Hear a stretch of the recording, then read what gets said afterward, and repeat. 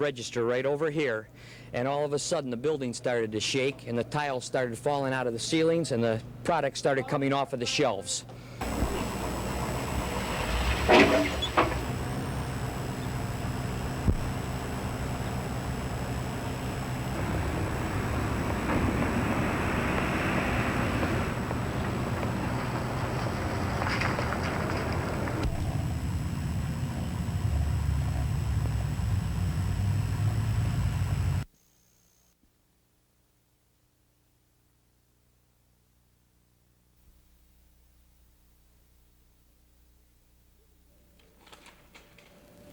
This is what an earthquake looks like on a seismograph, and they are as easy to explain as they are to track. There's a crack in the Earth's crust called a fault line. Anytime there's any movement or a shift in the fault line, that releases energy to the rocks around the fault line. We know that as earthquake vibrations. The surprise to everyone seemed to be that we had a fault line anywhere near northeastern Ohio. For years, seismologists knew or thought they knew of a major fault in the Midwest, extending from Missouri and barely edging into Ohio. By their estimates, northeastern Ohio was in the clear. Now, as Ted said, the epicenter of the quake today, where it seemed to begin, is 30 miles northeast of Cleveland. The best guesses are that while the Midwest fault line still travels southwest to northeast, it's thought to go much further than anyone imagined before. As for how strong the vibrations were, don't be too alarmed at the number 5 on the Richter scale. Yes, most of the damaging quakes fall between 6 and 7, but in the mathematical scale of the Richter, those are enormously more disastrous than our 5. Here's how the scale works. Each number higher represents 10 times the vibrations. For example, if a 4 on the Richter scale meant the Earth moved 1 inch, then a 5 would mean 10 inches, and a 6, 100 inches. Thankfully, we were a long ways from major damage. Rebecca Shaw, Eyewitness News.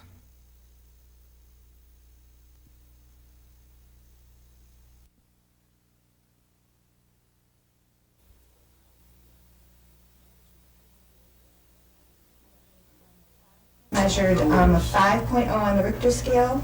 It was 30 miles northeast of Cleveland, approximately 11:45. Since the tremor hit this morning, the phones at the seismology department here at John Carroll University have been ringing off the hook. Folks from all over Greater Cleveland wanted to know what happened. The tremor measuring 5.0 on the Richter scale is considered moderate, although it was felt as far north as Canada and as far east as Washington, D.C. But quakes are relatively uncommon in Ohio. There have only been 24 quakes here in northeast Ohio since 1823. The last big one hit Ohio in 1943 and measured 4.3 on the Richter scale. Today's quake had that one beat.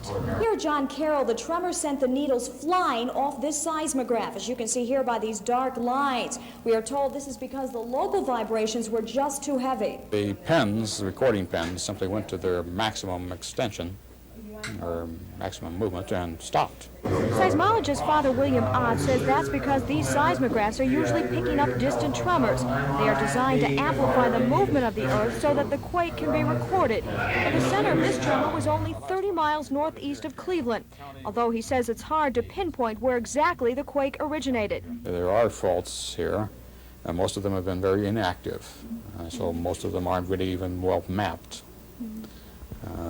You usually don't find out about them until they become active. Father Ott says we could feel aftershocks from the quake, but then again, we may never see anything like this for a long time. It may have released all of its energy, and it may not happen again for hundreds of years.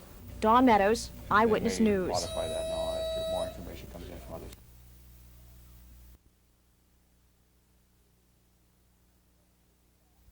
others. Interview this lady so she won't feel bad. What's that? And I'm not coming back.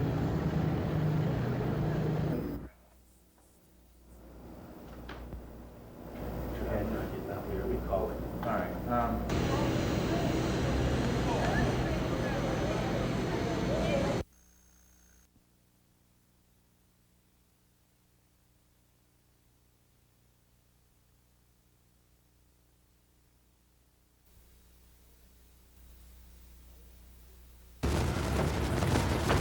All you had to do was read the sign on the door and you knew this hide-in store in Metter had earthquake troubles. Inside, a mess. One worker told me it felt like 5 semis blasted the building at the same time. Clerk Right, Bob that's McFarland put it What this was way. it like? Okay, I was ringing this register right over here, and all of a sudden the building started to shake, and the tiles started falling out of the ceilings, and the product started coming off of the shelves. Trouble, too, at Garfield Elementary in Metter and Memorial Junior High. Tumbling books, crumbling ceilings, cracking walls.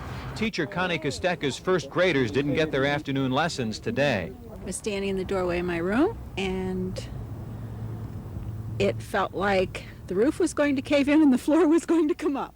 Elementary school kids moved to a bus garage and then soon home. Junior high schoolers spent the afternoon in the gym at the senior high. Headed home hours later, those anxious seconds still etched in their minds. I just ran out of the building. I don't. I saw the wall shake. Yeah, no, I heard the ceiling start shaking and I was scared. It felt really weird. It's like no one knew what was happening. Everybody was rushing out. Were you scared? Yeah, kind of. My teacher was. When we were in the gym and the ceiling started falling. I mean, there was stuff coming down from the ceiling.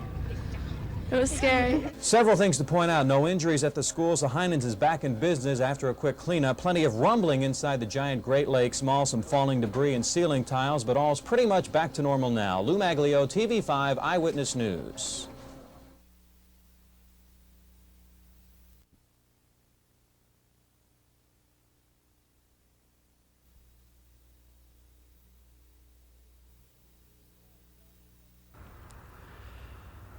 The flag flies at half-staff here at Fairlawn Elementary, where Judy Resnick's schooling began.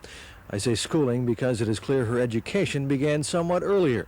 Before she was even enrolled at Fairlawn, Judy Resnick could read. Scholastic achievement made Judy stand out right from the start. Barbara Osborne was a brand new teacher here in 1957. I do remember Judy, yes.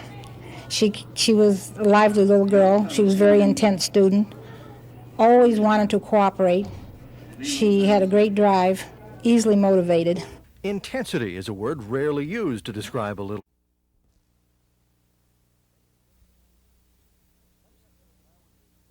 Coming up next on Eyewitness News at 6 o'clock, this is what Ohio's earthquake looks like on paper on the Richter scale at John Carroll University. What kind of damage does this kind of quake do? Minor. We'll show you how Ohio got shook up.